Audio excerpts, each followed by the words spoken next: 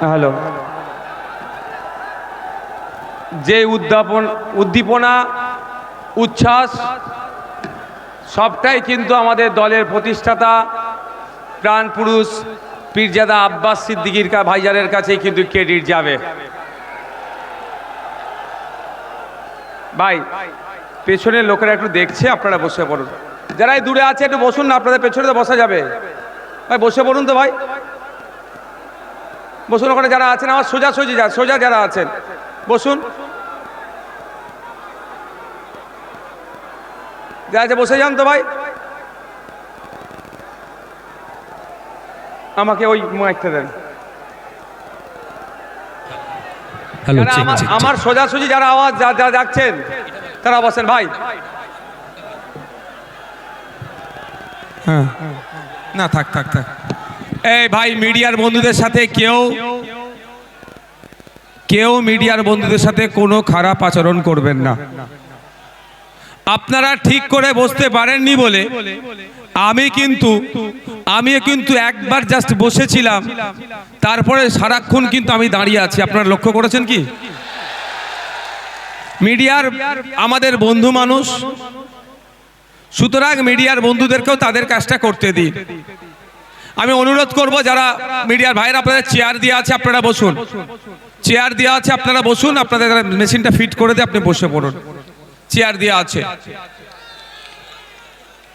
भैया आप इधर आ जाओ ना, पीछे का आदमी डिस्टर्ब हो रहा है।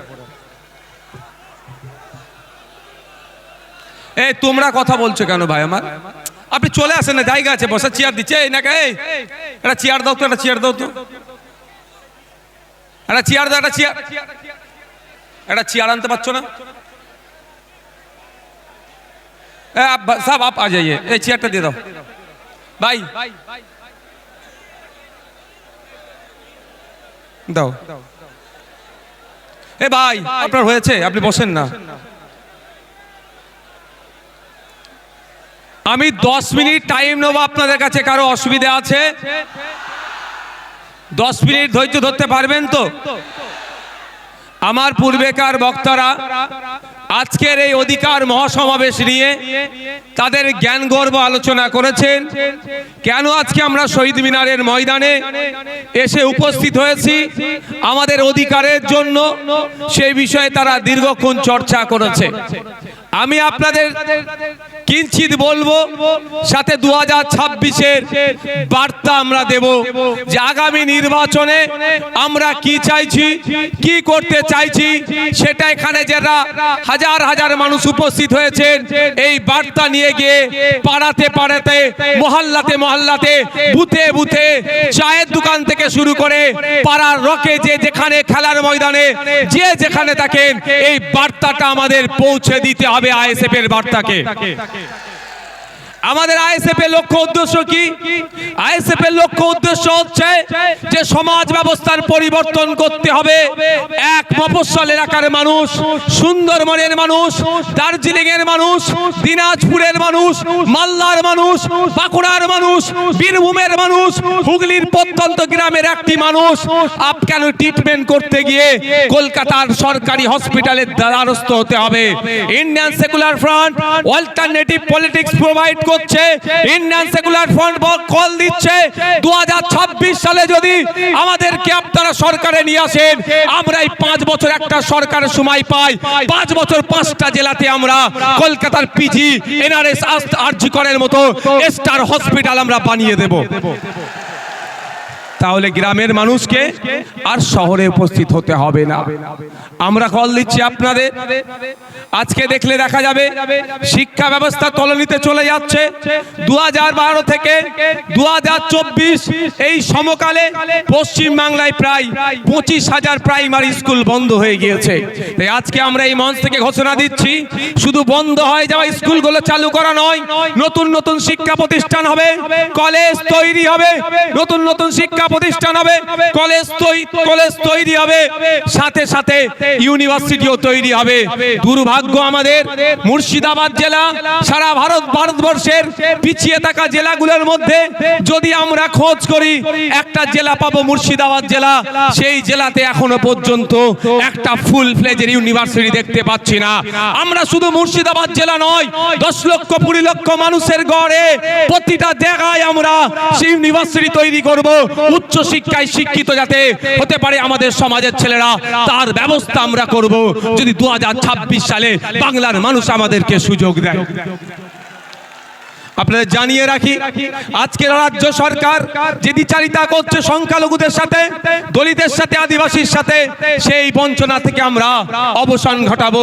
हमारे यहाँ पे प्यारे, हमारा सबका प्यारा बाबा साहेब अम्बेडकर जी का उनका 3rd जनरेशन प्रकाश अंबेडकर जी एसएच ने। हम आपको बोलना चाहते हैं, बंगाल में जो अभी सरकार चल रहा है सिर्फ नाम का सरकार चल रहा है, आखिर में सर्कस चला रहा है।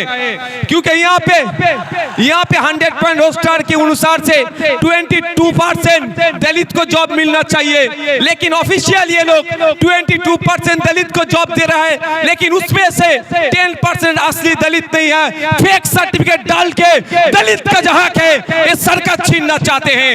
हम लोग का लड़ाई है 22% असली जो दलित है उनको जॉब मिले, वही लड़ाई हम लोगों का है। यहाँ पे 6% रिजर्वेशन है एसटी कम्युनिटी के लिए। दुख की बात है बंगाल में 1 करोड़ आदिवासी नहीं है, लेकिन 1.5 करोड़ एसटी सर्टिफिकेट प्रोवाइड किया गया है। इसका मतलब यही होता है जो 6% जो है, जब उसमें से असली जो जो आदिवासी है उनको नहीं मिल रहा है, उसको छोड़ के जो नॉन आदिवासी है, जो आदिवासी के जो संरक्षण है, जो रिजर्वेशन है, उसमें से वो लोग खा जा रहे हैं। तो हमारा मंच इस दिन आज यहाँ से ऐलान करना चाहते हैं, अगर हम लोग सत्ते में आएंगे 22% जो दलित के लिए जॉब है, रिजर्वेशन उनको सही से मिलेगा, 6% जो आदिवासी के हैं वो मिलेगा। साथ में रंगनाथ मिश्रा जी का जो कमीशन है बैकवर्ड क्लास का, जो माइनॉरिटी मुस्लिम है, उनका जो 10% देने के लिए बोला है, हम लोग देंगे। 100টা চাকরি হলে 10টা অনগ্রসর মুসলমান চাকরি পাবে, 22টা দলিত চাকরি পাবে, 6 জন আদিবাসী পাবে প্রকৃত। এর ব্যবস্থা আমরা করব যদি 2026 সালে আমাদেরকে নিয়ে আসা হয়, আমরা করব। আমরা এই মঞ্চ থেকে কি বলছি, আমাদের অধিকার পরিযায়ী শ্রমিকের অধিকার। Inter state migrant labour act 1979 কেন্দ্র সরকারের আইন, এই মাইগ্রেন্ট লেবারদের এই যারা নানান রকম অত্যাচার অনাচার হচ্ছে এইগুলো বন্ধের জন্য। কিন্তু দুর্ভাগ্য আজকে এখানে যারা উপস্থিত হয়েছেন মুর্শিদাবাদ, মালদা, দিনাজপুর রাজ্যের বিভিন্ন জায়গা থেকে এসেছেন, যাদের অনেকের বাড়ির লেবার ছেলেরা মাইগ্রেন্ট লেবার হয়ে ভিন্ন রাজ্যে কাজ করছেন, আপনাদেরকে জানানো হয়নি inter state migrant labour act 1979টা কি। ওখানে প্রত্যেকটা যে মাইগ্রেন্ট লেবার আছে তার অধিকার সুরক্ষিত আছে, কিন্তু দুর্ভাগ্য আমাদের ওই আইন বইয়ের পাতাতে সুরক্ষিত আছে, বাস্তবে কিন্তু আমার শ্রমিকরা সুরক্ষিত নয়। তাই আপনাদের বলবো, যদি আপনারা আমাদেরকে সুযোগ দেন 2026-এর জন্য, শুধু আপনারা নয়, আপনারা আজকে বাড়ি যাবেন, বাড়ি গিয়ে মহল্লাতে, ক্লাবে, মাঠে, ময়দানে, হাটে বাজারে, যে বাসে ঘাটে যেখানেই যাবেন, একটাই কথা যে আইএসএফ কে বা সুযোগ দেওয়া হোক। আইএসএফ এই চোর ডাকাত গুন্ডা মস্তান গুলোকে সরিয়ে দিয়ে সুষ্ঠু সমাজ ব্যবস্থা নিয়ে আসবে। যে এই সমাজ ব্যবস্থায় সরকারি কর্মচারীরা তার হকের দিয়ে পাবে কেন্দ্রীয় সমাহারে, যে সমাজ ব্যবস্থায় শূন্য পদগুলো পূরণ হবে, বেকারত্ব দূরে সরানো হবে, যেই সমাজ ব্যবস্থায় আনিসের বিচার হবে, তামান্নার বিচার হবে, তিলোত্তমার বিচার হবে, যে সমাজ ব্যবস্থায় নারীরা তার অধিকার পাবে, যে সমাজ ব্যবস্থায় কৃষক তার উৎপাদিত ফসলের দাম পাবে, যে সমাজ ব্যবস্থায় আমি আপনি মেহনত করছি, আমার আপনার শ্রমের মূল্যায়ন হচ্ছে না, এই শ্রমের মূল্যায়ন হবে, মিনিমাম ওয়েজেসটা আমরা বাড়াবার ব্যবস্থা করব। যে এই সমাজ ব্যবস্থায় নারীদের হাতে শুধু 1000-1200 টাকা তুলে দেওয়া নয়, নারীদেরকে ক্ষমতায়ন করতে গেলে আমরা মনে করি কম করে 5000 টাকার ব্যবস্থা করতে হবে। সেই সমাজ ব্যবস্থা আমরা নিয়ে আসবো। তবে হ্যাঁ 5,000 টাকা দেওয়ার সাথে সাথে রাজ্য কিছু কাজ বুঝে নেবে।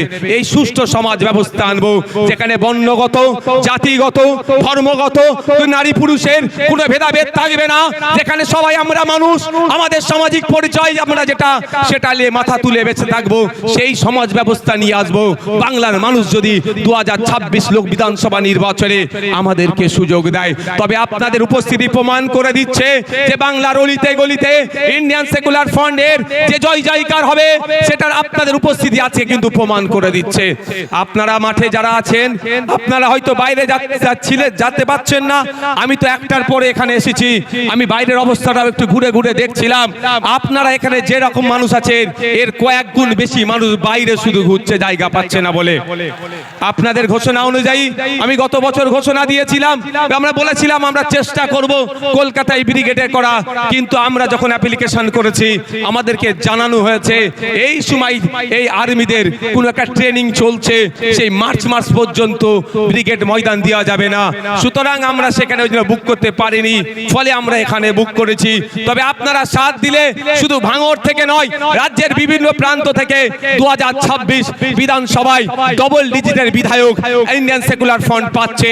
তারপরে আমরা আশা করব এবং আর্মিদের ট্রেনিং কখন আছে সেটাও প্রয়োজনে দেখে নেব, তার ট্রেনিং এর ফাঁকে বা ট্রেনিং এর পরেই আপনাদের সাথ নিয়ে আবার আপনাদেরকে নিয়ে কলকাতায় আমরা ব্রিগেড ময়দান ভরাবো অধিকারের জন্য। বন্ধুগণ, আজকের এই অধিকার সবাই বিভিন্ন বিষয় ছিল, অনেকে চর্চা করেছে। আমি টু দা পয়েন্ট এসআইআর নিয়ে একটু বলতে চাই। আপনারা কারা শুনতে চান একটু হাত তুলে দেখান তো। এটা হাতটা তুলে রাখুন, হাতটা একটু তুলে রাখবেন। অসুবিধা হচ্ছে না তো কারো? অসুবিধা হচ্ছে না তো? ইভিএম মেশিনের সামনে গিয়ে খাম চিহ্নটা দেখবো, আর যেখানে খাম চিহ্ন থাকবে না আমাদের নেতৃত্বরা যেটা বলবেন সেখানে আমরা অন্য কোন বুদামে হাত দেওয়ার দরকার নাই। আমি এসআইআর নিয়ে গুটি কয়েক কথা বলবো বলে আমি বক্তব্য শেষ করে দেবো। আমি কথা দিয়েছিলাম শীতকালের বেলা সকাল সকাল আসুন, সকাল সকাল ছেড়ে দেবো, কথা দিয়েছিলাম তো। আমি আপনাদের এসআইআর নিয়ে বলছি, এই একদম মাথায় ঢুকিয়ে নিন। এই এসআইআর যে সমস্যা তৈরি হয়েছে, এই সমস্যা তৈরির পেছনে দুটো রাজনৈতিক দল সম্পূর্ণভাবে দায়ী।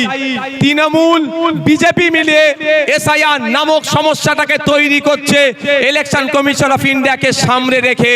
তাই আমাদের যেভাবে অহেতুক হয়রানি পেরেশানি করা হচ্ছে এর জবাব আমরা ইভিএম মেশিনে গিয়ে এই তৃণমূল আর বিজেপির বিরুদ্ধে আমরা দিয়ে দেব।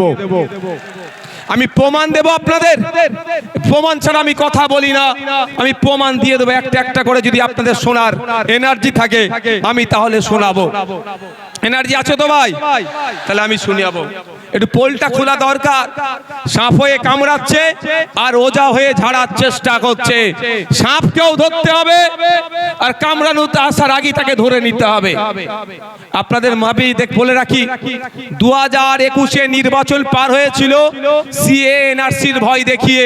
সিএ এনআরসি করে দেশ থেকে তাড়িয়ে দেবে।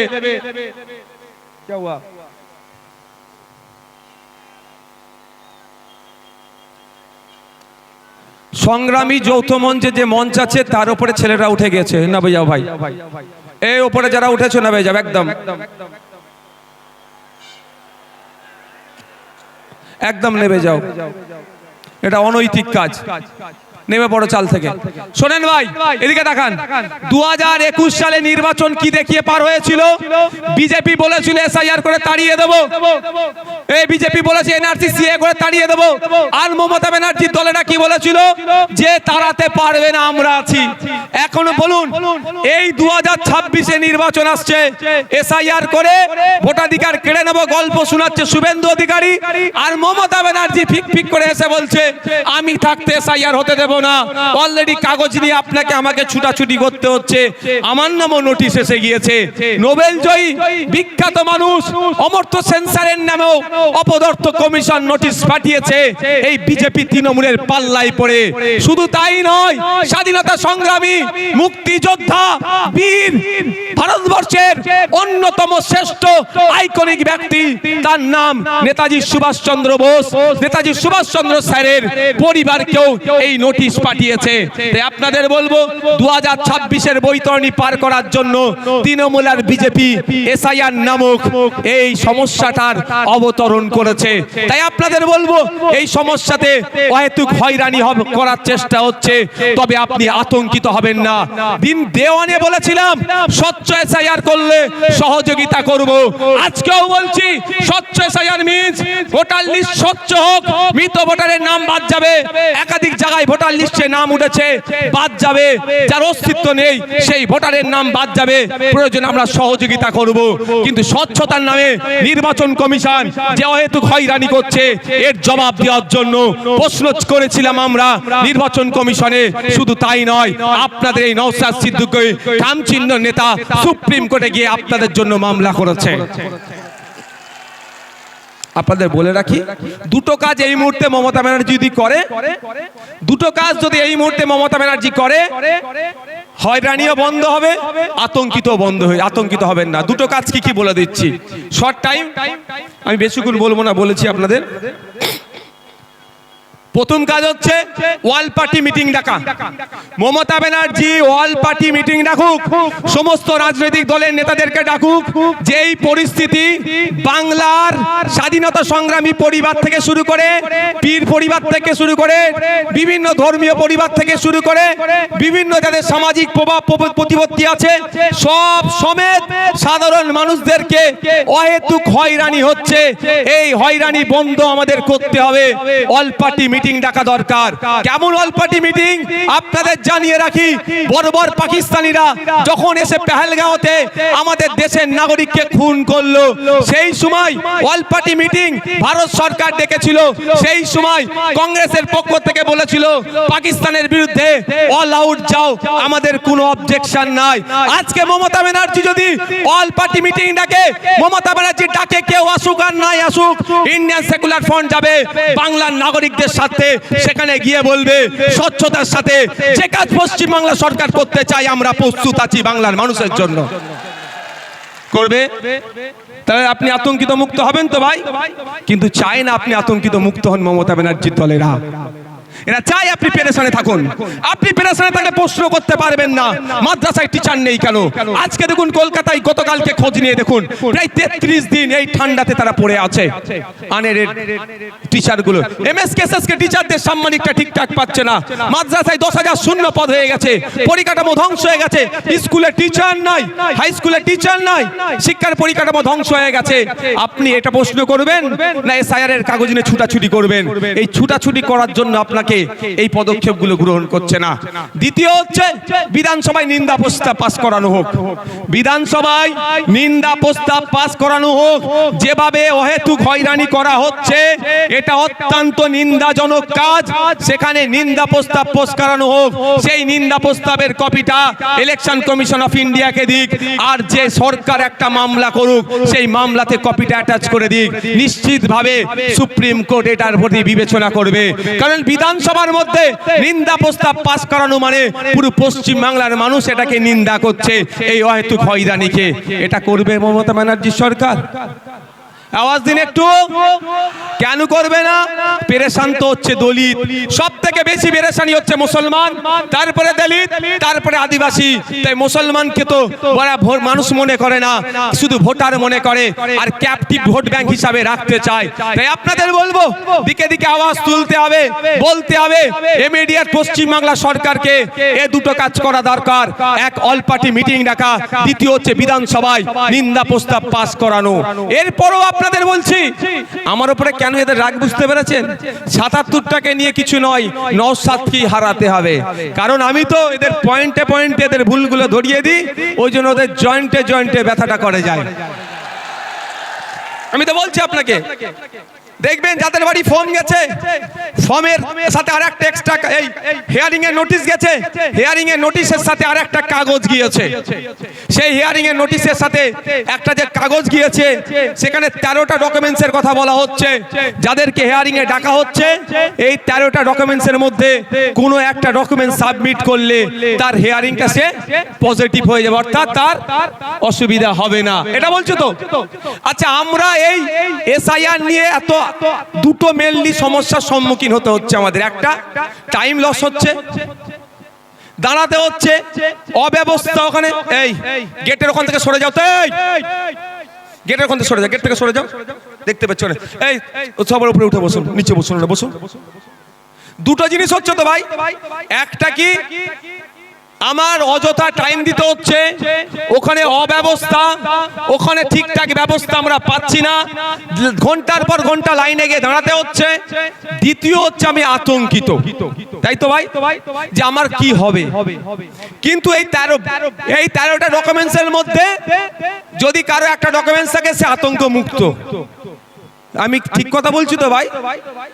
আমি ভাই আতঙ্কিত নই আমার হাতে নোটিশ পাঠিয়েছে বলে। কেন বলুন তো? আর্টিকেল 326 আমার ভোটদানের স্বাধীনতা। 18 বছরের ঊর্ধ্বে হলে আমি ভোট দিতে পারবো, আমি ভারতীয় নাগরিক। আমার এটা কেউ কেড়ে নিতে পারবে না। কারো আশীর্বাদে যেমন কেউ অন্যায়ভাবে রাখতে পারবে না, কারো অভিশাপে কেউ অন্যায়ভাবে কেড়ে নিতে পারবে না। যাক, আমি আপনাদের বলি, এই নোটিশের 6 নম্বর পয়েন্টটা দেখুন কি লেখা আছে। 6 নম্বর বলা হচ্ছে, রাজ্যের উপযুক্ত কর্তৃপক্ষ প্রদত্ত স্থায়ী বসবাসের প্রমাণপত্র বা শংসাপত্র, অর্থাৎ পশ্চিমবাংলা সরকার তার কর্তৃপক্ষকে দিয়ে আপনার হাতে যদি রেসিডেন্স সার্টিফিকেট তুলে দেয়, তাহলে আপনি হিয়ারিং এর নোটিশে গিয়ে ওটা দিলেই আপনি হিয়ারিং, আপনার কোনো আর চিন্তার কারণ থাকবে না। কিন্তু সরকার একবারও এটা দেবে বলেছে, একবারও বলেছে যে তোমরা হয়রানি হয়ে না, তোমরা আতঙ্কিত হয়ে না, আমি তোমাদের সরকার, যে আমি তোমাদের ব্যবস্থা করে দেবো। তাই আপনাদের বলি, আপনারা 2021 সালে অনেকে ভাঙড় ছাড়া, অনেকে কি হবে না হবে ভেবে ভোট দিবার ইচ্ছা গেলেও ভোট দেননি। কিন্তু আপনাদের বলছি, আজকে যদি এটা সংযুক্ত মোর্চার সরকার চলতো, তাহলে এই হয়রানি হতো না।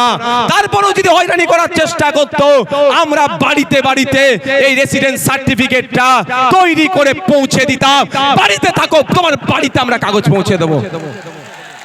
রাজ্য সরকার চাইলে যেভাবে দুয়ারে সরকার করছে, সেরকম বাড়িতে সরকার পৌঁছে দিতে পারতো। খামে ভরে এনাও তোমার রেসিডেন্স সার্টিফিকেট, যাও তুমি গিয়ে হিয়ারিং এর টেবিলে দাও, তোমার হিয়ারিং পাস হয়ে যাবে, তোমার ভয় নেই। এটা করেছে রাজ্য সরকার, জানতে হবে। আমি প্রথমেই বলি, শুভেন্দু অধিকারী আমাকে আপনাকে ভোটাধিকার কেড়ে নেওয়ার চক্রান্ত করছে। চক্রান্ত করলে চক্রান্তের জবাব দিতে হবে তো। কেউ যদি বুনো হল হয়, তাহলে বাঘা তেঁতুল হতে হবে তো ভাই। তো বাঘা তেঁতুলের ভূমিকা দেখতে পাচ্ছি না। তারপরে চলে আসুন 10 নম্বর পয়েন্টে বলছে, রাজ্য স্থানীয় কর্তৃপক্ষের দ্বারা তৈরি পারিবারিক রেজিস্টার। রাজ্য বা স্থানীয় কর্তৃপক্ষের দ্বারা তৈরি পারিবারিক রেজিস্টার 2011 সালে আইসিডিএস কর্মীদের দিয়ে তথ্য তোলা হয়েছিল। এই পারিবারিক রেজিস্টার সেখানে আছে। এই তথ্যটা উঠে প্রথমে গিয়েছিল পঞ্চায়েতে, পঞ্চায়েত থেকে রাজ্যে গিয়েছিল।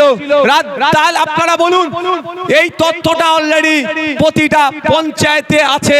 এই 10 নম্বর পয়েন্টটা যেটা চেয়েছে, এর উত্তর, অর্থাৎ এই যে কাগজ চেয়েছে, এই কাগজটা প্রতিটা পঞ্চায়েতে আছে। রাজ্য সরকার 2023-এর পঞ্চায়েত নির্বাচনে একছত্র ভোট লুট করেছে। সেই ভোট লুট করতে গিয়ে আমরা আমাদের ভাঙড়ের 3 ভাইকে হারিয়েছি। শহীদ মহিউদ্দিন, শহীদ হাসান, শহীদ রেজাউল গাজী, 3 জনকে হারিয়েছি। শুধু নয়, সারা রাজ্যে আমাদের কর্মীদের অত্যাচার করে, তারা অবৈধ পন্থা অবলম্বন করে আজকে তারা পঞ্চায়েতের ক্ষমতায় বসে আছে, পঞ্চায়েত চালাচ্ছে। সেই পঞ্চায়েতের মাধ্যমেই যদি প্রতিটা বাড়িতে বাড়িতে এই তথ্যটা 10 নম্বর যে পয়েন্ট আছে, পারিবারিক রেজিস্টার যদি পৌঁছে দেয়, ওটা নিয়ে আপনি যখনই হিয়ারিং এর টেবিলে যাবেন, আপনাকে অফিসার আর কিছু দ্বিতীয় প্রশ্ন করার সুযোগ পাবে না। ওটা জমা দেবেন, জমা দেওয়ার পরে আপনার হিয়ারিং কমপ্লিট হয়ে যাবে। তাহলে আতঙ্ক মুক্ত হবে না, হবে না ভাই? রাজ্য সরকার চাইলে আপনার আতঙ্ক মুক্ত করতে পারে এই দুটো ডকুমেন্টস দিয়ে, কিন্তু রাজ্য সরকার তো আতঙ্ক মুক্ত চাইছে না। যদি আতঙ্ক মুক্ত চাইতো, কুরআন শরীফকে নিয়ে যে অসীম সরকার কুভাষায় কথা বলেছে তাকে ধরে এতক্ষণ জেলের মধ্যে রাখতো, পুলিশ সুমোটো করতো, তার বিরুদ্ধে ব্যবস্থা নিয়ে এত দূরের কথা প্রায় 900 মতো অভিযোগ জমা পড়েছে, এখনো একটাও এফআইআর হিসাবে ট্রিট করেনি এই রাজ্য সরকার। তারপরে বোঝা যাচ্ছে আপনাকে আমাকে কি নজরে দেখে। তবে রাজ্য সরকার এফআইআর হিসাবে ট্রিট করেনি বলে ভাঙড়ের বিধায়ক নওশাদ সিদ্দিকী চুপ থাকবে না। আমি কোর্টে যাচ্ছি 156 সাবক্লাস 3 দিয়ে আমি কোর্ট থেকে মামলা করছি অসীম সরকারের বিরুদ্ধে। কিন্তু প্রশ্ন এটা, আপনারা বাংলার মানুষ, সংখ্যাগরিষ্ঠ মানুষ ভোট দিয়ে সরকার তৈরি করলো, আবার সংখ্যাগরিষ্ঠ মানুষকে রাস্তায় নামতে হবে কেন আমার এসআইআর এর বাঁচানোর জন্য? তাহলে সরকারের কাজটা কি? আমি সরকার তৈরি করেছি, আমার বিপদে আপদে, আমার সুবিধা অসুবিধাতে আমার পাশে থাকবে, তার পরিবর্তে আমাকে আরো ঠেলে দিচ্ছে বিপদের দিকে। তাই আপনাদের বলবো, আসলেই কি তৃণমূল কংগ্রেস এসআইআর থেকে আপনাদের নিস্তার দেবে মনে হচ্ছে? ওয়াকাফ খেয়েছে জানেন তো নাকি? ওয়াকাফটা যেমন আমি আছি হবে না, আমি থাকতে হবে না, আমি থাকতে হবে না, আমি থাকতে হবে না, টুক করে রাত্রে কি বললো? ওয়াকাফ মেনে নিল, এটাও মিলিয়ে নেবেন। এসআইআর উনি বেঁচে থাকতে হবেন না বলছেন, বলতে বলতে শেষ দিন আপনাকে তো ডুবিয়ে দিতে পারে। তাই বলছি আপনাদের, আপনার লড়াই আপনাকে লড়ে নিতে হবে, আমার লড়াই আমাদেরকে লড়ে নিতে হবে। তাই ওদের কথা, মমতা ব্যানার্জির কথাই ভরসা করে লাভ হবে না, আমাদেরকে আওয়াজ তুলতে হবে যে ইমিডিয়েট যে পঞ্চায়েতে পারিবারিক রেজিস্টার যে সার্টিফিকেট আছে সেইগুলো যাদের নামে হেয়ারিং এসছে, তাই hearing already supreme court order দিয়েছে, যাদেরকে হেয়ারিং ইস্যু করা হচ্ছে তাদের লিস্ট কি করো, পাবলিশ করো। সেই লিস্ট দেখে দেখে পঞ্চায়েতেই পাবলিশ করার কথা বলা হয়েছে, প্রতিটা পঞ্চায়েতে সেই লিস্ট দেখে পাবলিশ করে আমাকে পাবলিশ যেটা হবে আমার বাড়িতে কাগজ পৌঁছে দেওয়া হোক। এই আওয়াজটা আমরা তুলবো তো নাকি গো? তুলতে হবে তো নাকি? ঝিম মেরে গেলে হবে? আর 5 মিনিট বলবো, অসুবিধা আছে? এনার্জি আছে? কাদের এনার্জি আছে আর একবার দেখি তো। এনার্জি আছে তো? এনার্জি আছে তো? ফুল এনার্জি আছে? আর 5 মিনিট বলবো। মমতা ব্যানার্জি এই মুহূর্তে পশ্চিম বাংলার মুসলমানদেরকে সব থেকে বড় যে অভিশাপটা দিয়েছে তার নাম হচ্ছে ওবিসি নতুন সার্টিফিকেট। মমতা ব্যানার্জি প্রতিনিয়ত, তার দল বাদশাহী প্রতিনিয়ত মুসলমান দলিত আদিবাসীদেরকে এক একটা করে অভিশাপ উপহার দেয়। তাই মুসলমান এখন সব থেকে বড় অভিশাপ যেটা পেয়েছে সেটার নাম হচ্ছে ওবিসি সার্টিফিকেট। এই ওবিসি সার্টিফিকেট নাম কা অস্তে থাকবে, ছিঁড়ে ফেলে দিয়ে বাড়িতে রেখে দেওয়া আর সার্টিফিকেট রাখা একই হবে। কারণ কলে কৌশলে মুসলমানদের শুধু নাম কাস্তে সার্টিফিকেটটা রাখতে চাইছে। যেভাবে মেসিকে দেখতে আসলো, টিকিট কাটলো, বাড়িতে ঢুকলো, তারপরে কি হলো, আপনার স্টেডিয়ামে ঢুকলো, মেসিকে দেখতে পেল না। আপনার হাতে সার্টিফিকেট থাকবে, ফর্ম ফিল আপ করবেন, পরীক্ষায় বসবেন, রিটেনে পাস করবেন, ভাইভাতে গিয়ে ভাইবার পরে যখন লিস্ট বার হবে আপনি সংরক্ষিত কোটায় আর চাকরি পাবেন না। এই গ্যাড়া কলটা মমতা ব্যানার্জি সরকার করেছে, তৃণমূলের সরকার করেছে। তাই আপনাদের বলবো এর বিরুদ্ধে আমাদের লড়াই করতে হবে। আমাদের লড়াই ফেক এসটি সার্টিফিকেটের বিরুদ্ধে। প্রকৃত যিনি দলিত সে চাকরি পাচ্ছে না, প্রকৃত যিনি আদিবাসী সে চাকরি পাচ্ছে না, প্রকৃত যে অনগ্রসর শ্রেণীর মুসলমান সে চাকরি পাচ্ছে না। এর বিরুদ্ধে আমাদের লড়াই। যারা প্রকৃত অর্থে চাকরির প্রয়োজন, উচ্চ শিক্ষায় সংরক্ষণের প্রয়োজন, তাদেরকে ক্ষমতায় নিয়ে আসতে হবে। তাই আপনাদের বার্তা দিচ্ছি, আপনারা যদি আমাদের সুযোগ দেন আমরা নিয়ে আসবো। তবে একটা কথা বলি, মমতা ব্যানার্জির বিশ্বাস হচ্ছে না আমার, তিনি এসআইআর এর বিরুদ্ধে সত্যিকারের লড়াই করবেন। বাসন্তীতে হেয়ারিং এর পরে আপনার রিসিপ্ট দিচ্ছিল না, আমাদের কর্মীরা গিয়ে আন্দোলন করে রিসিপ্ট যখন দিয়ালো তার কিছুক্ষণের মধ্যে পুলিশকে পাঠিয়ে তৃণমূলের নেতা এসে আমাদের কর্মীদের ওখান থেকে সরিয়ে দিল। এটা মানে কি? রিসিভ দিয়া তো ভালো কথা, তারপরে খবর পেলাম আর রিসিভ দিচ্ছে না। তাহলে এই যে চক্রান্ত বিজেপি করছে, সেই চক্রান্তের সাথে কিন্তু তৃণমূল একইভাবে যুক্ত আছে। তাই এই চক্রান্তের জবাব আমাদেরকে গণতান্ত্রিক প্রক্রিয়া দিতে হবে। গতকালকে দেখছিলাম সিপিএম এর এক সিনিয়র লিডারের মেরে মুখটুক ফাটিয়ে দিয়েছে। অভিযোগটা কি? তার অপরাধটা কি? যে এসআইআর এর নামে যে অহেতুক নাগরিক হয়রানি হচ্ছে, এর বন্ধের জন্য ডেপুটেশন দিতে গিয়েছিল। তাহলে নাগরিক হয়রানি বন্ধের জন্য ডেপুটেশন দিলে যদি অহেতুক পেরেশানি করে, এই তৃণমূল যদি আক্রমণ করে, প্রকৃত অর্থে তৃণমূল কি এর বিরুদ্ধে আছে? আজকের প্রোগ্রাম আমরা এবার একদম শেষের দিকে এসেছি। আমরা শেষ করব। শেষ করতে আগে আপনারা আস্তে আস্তে বিদায় নেন, যেতে যেতে মাইকের আওয়াজ পাবেন।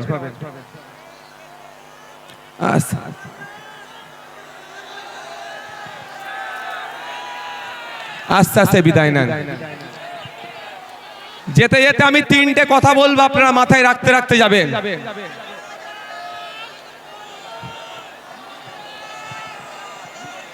তিনটে কথা বলবো, মাথায় রাখতে রাখতে যাবেন। প্রথম কথা, আমি আবারও বলছি, প্রতিটা স্টেজ থেকে বলছি, আজকেও বলছি, আপনার ছেলে মেয়েগুলোকে উচ্চ শিক্ষায় শিক্ষিত করুন। এই বাইট উধার দেন, ইধার নেই, সব বাইরে যাবে, সব ওই পারে, এখানে কেউ আসবে না, বাইট এখানে না। প্রতিটা ছেলে মেয়েকে উচ্চ শিক্ষায় শিক্ষিত করুন। একবেলা খেতে পাবেন না, তাহলে